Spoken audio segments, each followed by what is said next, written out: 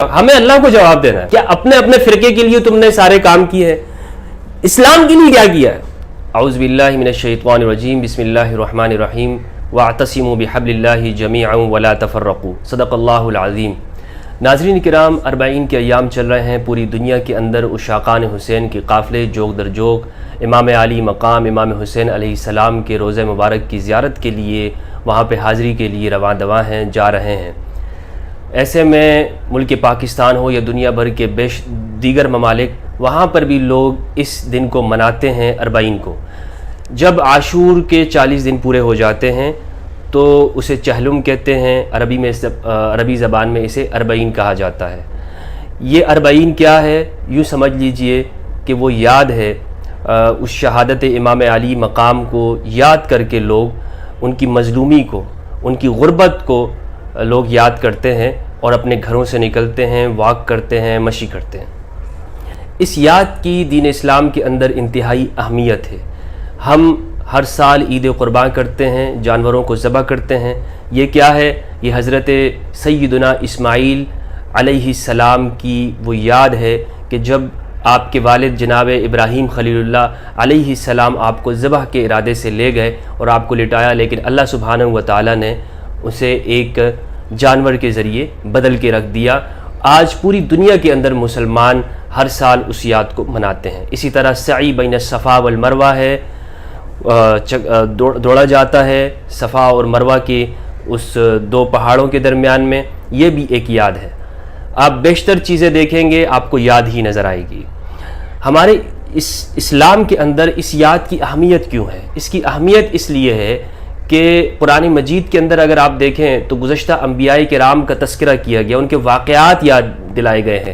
قرآن مجید کا ایک بڑا حصہ وہ تاریخ کے اوپر مبنی ہے، انبیاء کرام کے واقعات کے اوپر، تاکہ جو مومنین ہیں انہیں ثبات ملے، ان کے دلوں کو مزید وہ حق کے راستے کے اوپر، صراط مستقیم کے اوپر جم جائیں، اور ظالموں کے ان کے عبرتناک انجام کو ان کے سامنے ذکر کر دیا جاتا ہے کہ دیکھو اتنی بڑی بڑی قومیں تھی، ہم نے ان کو تباہ کر دیا. حق کے مقابلے کے اندر جب آئے تو اس سے مومنوں کو ایک حوصلہ ملتا ہے، اور جو ظالم طبیعت کے لوگ ہوتے ہیں انہیں ان کے لیے وعید ہوتی ہے.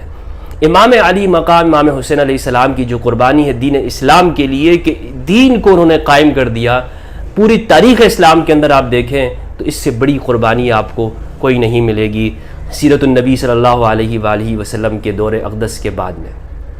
تو یہ ایک بہت بڑی قربانی ہے. ہمارے لیے اس کے اندر رہنمائی ہے، ہمارے لیے اس کے اندر ایک ثبات ہے، ٹھہراؤ ہے، جم جانا ہے، عزم اور استقلال اور ہمت دلاتا ہے. اور خاص طور پر دنیا بھر کی مظلوم اقوام کے لیے اس کے اندر حریت اور شجاعت پائی جاتی ہے کہ وہ آزادی کا ایک جذبہ ہے کہ اگرچہ قلیل تعداد کے اندر ہوں لیکن حق وہ ہمیشہ فتح یاب ہوتا ہے. اسی لیے آپ دیکھیں گے کہ 40 کے اندر یا عاشور کے اندر آپ کو صرف مسلمان نظر نہیں آئیں گے، بلکہ آپ کو تمام مذاہب کے لوگ، مسالک کے لوگ آپ کو اس میں دکھائی دیں گے. سنی ہیں، شیعہ ہے، بازی ہیں، زیدی ہیں، اسماعیلی ہے. دنیا بھر کے ممالک سے لوگ اس میں شرکت کرتے ہیں، حتیٰ کہ غیر مسلم لوگ، مسیحی اس میں آتے ہیں، ہندو اس میں شرکت کرتے ہیں، بدھسٹ اس میں جاتے ہیں. کیونکہ امام علی مقام امام حسین کی جو قربانی ہے وہ انسانیت کے لیے قربانی ہے. دنیا بھر کے مظلوم انسانیت کے لیے آپ رہنما ہیں. دنیا بھر کے بڑے بڑے قائدین اور رہنماؤں نے، آزادی اور حریت پسند لیڈران نے امام علی مقام کی شان کے اندر اپنے کلام کہا ہے، نوحہ کہا ہے، مرثیہ کہا ہے، خراج عقیدت انہیں پیش کی ہے. تو لہٰذا آج ہم جو 40 کے حوالے سے میں گفتگو کرنے جا رہا ہوں وہ ایک الگ پس منظر رکھتی ہے. وہ یہ کہ پاکستان کے اندر آپ کو معلوم ہوگا کہ شیعہ سنی، جو وحدت تو ویسے پوری دنیا کے اندر مسلمانوں کے لیے ضروری ہے، اتحاد بین المسلمین کے لیے، لیکن ہمارے پاکستان کے امن کے لیے یہاں بین المذاہب ہم آہنگی اور بین المسالک ہم آہنگی کے لیے یہ انتہائی اشد ضروری ہے کہ دیگر جو سنی علماء ہیں وہ اس کے اندر شرکت کریں. میں نے دیکھا ہے کہ دیگر مذاہب کے لوگ تو شرکت کرتے ہیں لیکن ہمارے اہل سنت کی تعداد کم ہوتی ہے. یعنی لوگ جاتے ہوں گے لیکن جو رہنما ہیں، علماء، اسکالرز ہیں، جو ہمارے اہل سنت کے اندر جانی پہچانی شخصیات ہیں، وہ اس میں ہمیں دکھائی نہیں دیتے ہیں. پاکستان کے اندر ضرورت اس بات کی ہے کہ ہمارے جو تمام مسالک کے جو لوگ ہیں، بریلوی مسلک کے لوگ، دیوبندی مسلک، اہل حدیث کے، یہ ان کے جو بڑے علماء ہیں وہ اس کے اندر شرکت کریں. اس کا فائدہ کیا ہے؟ اس کا فائدہ یہ ہے کہ اس سے پاکستان کے اندر جو مذہبی اور فرقہ وارانہ کشیدگی ہے اس میں کمی آئے گی۔ مثلا آپ دیکھیں کہ یہ جو ہمارے علماء ہیں، جیسے مفتی منیب الرحمان صاحب حافظہ اللہ ہیں، یا طارق مسعود صاحب ہیں دیوبند کے، مفتی تقی عثمانی صاحب ہیں، اگر یہ ایک عمل کریں گے تو لوگوں کے لیے چونکہ یہ آئیڈیل ہوتے ہیں تو لوگ ان کے پیچھے چلیں گے۔ لوگ کہیں گے کہ جی ہمیں جس طرح کے جھوٹ طور پہ بتایا جاتا ہے کہ جی شیعہ ان جلوسوں کے اندر وہ صحابہ کرام کو گالیاں دیتے ہیں یا فلاں فلاں کام کرتے ہیں، تو اگر یہ لوگ اس میں شرکت کر جائیں گے تو وہ جو جھوٹا پروپیگنڈا لوگ عوام الناس ہماری سنی عوام کے ذہنوں میں ڈالا جاتا ہے وہ دم توڑ جائے گا۔ یہ آئیڈیل ہیں ان لوگوں کے، لوگ ان کے پیچھے چلتے ہیں، یہ سٹارز ہیں، تو ان کے لیے میری دعوت یہ ہے کہ آپ اس کے اندر شرکت کریں، 40 کے اندر آئیں۔ زیادہ نہیں کہ آپ کہیں کہ جی صبح سے شام تک، آپ آئیں اس میں اور آپ دیکھیں، وہاں پر دورہ کریں، وہاں پہ لوگوں سے ملیں، شیعہ اسکالر سے ملیں۔ اس کا آپ یقین کیجئے کہ نہ صرف پاکستان بلکہ دنیا بھر کے مسلمانوں کے اوپر ایک اچھا اثر پڑے گا۔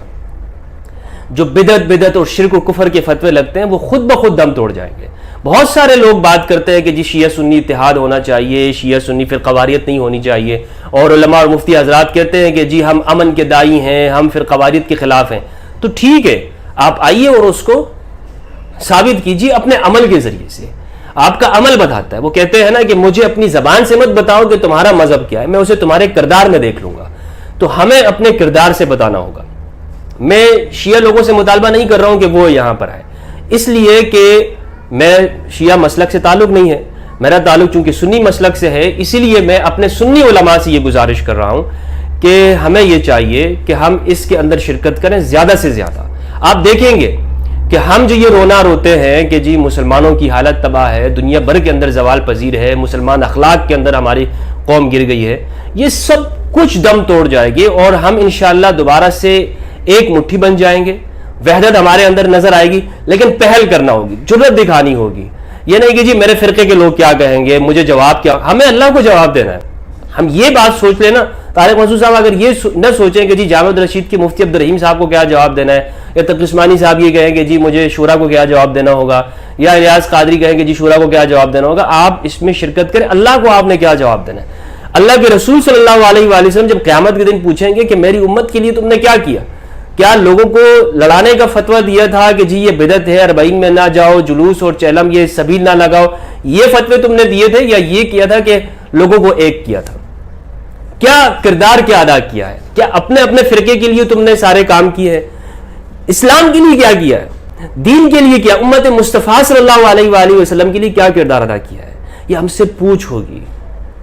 رسول اللہ صلی اللہ علیہ وآلہ وسلم کی سیرت کی ہم بات کرتے ہیں، لیکن سیرت کا ایک اہم پہلو ہے کہ آپ صلی اللہ علیہ وآلہ وسلم نے اس دشمن معاشرے کو آپس میں بھائی بھائی بنا دیا۔ فَأَصْبَحْتُمْ بِنِعْمَتِهِ إِخْوَانًا، اللہ کی نعمت کے ساتھ بھائی بھائی ہو گئے۔ کیا ہم اس بھائی بھائی اور مواخات کے لیے، بین المسلمین مواخات کے لیے کیا ہم کوئی پہل کر سکتے ہیں؟ کیا ہم کوئی کردار ادا کر رہے ہیں؟ اسے سوچنا ہوگا۔ لہٰذا میری تمام مسالک کے علماء کرام خصوصاً اپنے سنی علماء سے میری گزارش ہے کہ آپ اس کے اندر شرکت کریں، آئیں، اور جو جھوٹ بولے جاتے ہیں وہ خود اپنی آنکھوں سے دیکھ لیں اور پھر جا کر اپنی عوام کو بتائیے کہ کیا وہ باتیں ہیں جو بتائی جاتی ہیں یا نہیں ہیں۔ فیصلہ وہیں پر ہو جائے گا۔ ہم اپنی آنکھوں کے ذریعے جو چیز دیکھتے ہیں وہ بہت زیادہ مؤثر ہوتی ہے اس چیز سے کہ جو ہمیں بتائی جاتی ہے۔ تو جب ہمارے علماء یہاں پہ آئیں گے تو میں سمجھتا ہوں کہ یہ ساری افواہیں دم توڑ جائیں گی، یہ سارے پروپیگنڈے باطل کا اور استعمار کی جو کوششیں ہیں وہ سب خود بخود دم توڑیں گی انشاءاللہ عز و جل۔ تو اس 40 کے اندر میں منتظر بھی رہوں گا اور میں دیکھوں گا بھی کہ انشاءاللہ کون کون تشریف لاتا ہے، اور یہ ہم سب کی ذمہ داری بھی ہے اور بلکہ واجب ہے ہر ایک کے اوپر۔ جس طرح اقامت الدین عبادات واجب ہے، اسی طرح مسلمانوں کی صفوں کو متحد کرنا یہ بھی ہم سب کی ذمہ داری اور واجب ہے ہمارے اوپر، دینی اور ملی شرعی فریضہ ہے۔ اللہ سبحانہ و تعالی امت مسلمہ کو اتحاد عطا فرمائے، شیعہ سنی بھائی چارے کے لیے ہم سب کو مل جل کر بیٹھنے کی توفیق عطا فرمائے۔ السلام علیکم ورحمۃ اللہ وبرکاتہ۔